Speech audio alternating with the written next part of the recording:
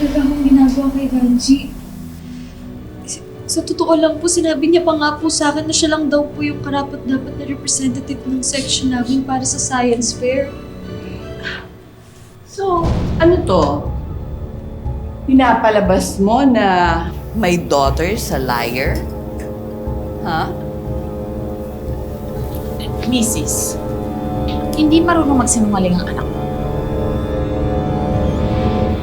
Ma'am, nakausap niyo na po ba yung mga ibang kaklase na nakawitness ng away nilang dalawa? Mrs. De La Cruz, kakampi po ni Sheena yung mga kaklase ko. Pinapakopya niyo po tuwing exam. Actually, ako pa nga po yung dihado dito eh. Nakaka-stress lang po kasi science fair ngayon.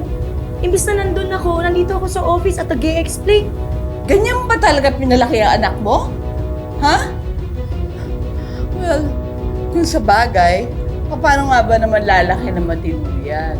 Eh wala namang tatay na gumagabay sa kanya. Walang niya ka! Ah! Mami! Mami! Sobra na kayo ng anak mo! Walang niya! Ewan ko! Ikaw kasi! Ginawa na po yan! Kainin mo yan! Yan ang bagay sa tayo mo! Demonita! Dalawa na anak mo! Mami! Mami! Mami!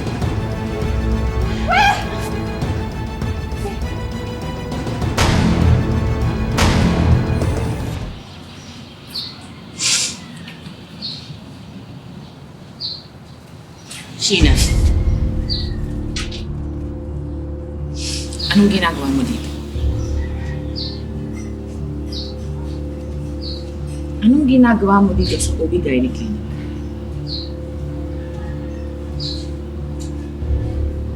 Ang simple ng tanong ko, sagutin mo! Anong ginagawa mo dito?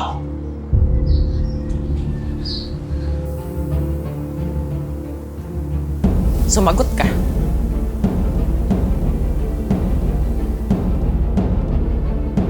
Leche Casina! Magsalita ka! Buntis ka mo!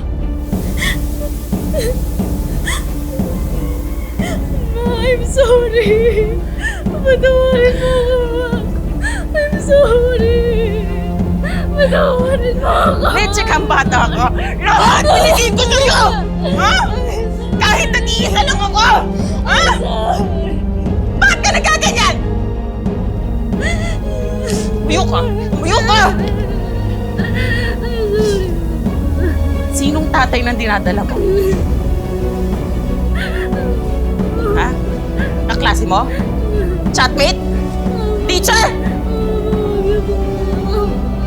Sino? Sumagot ka! Huwag na po muna, Mama. Please. Sabihin mo sa akin. Huwag na po muna, Mama. Please. Sino ama ng dinadala mo?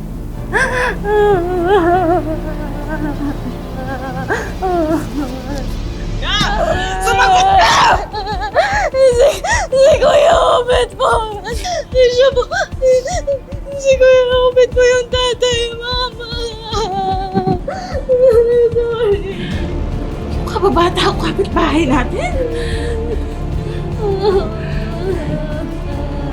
Hayop na ubet na yun. Papatayin ko siya! Mama! Ma!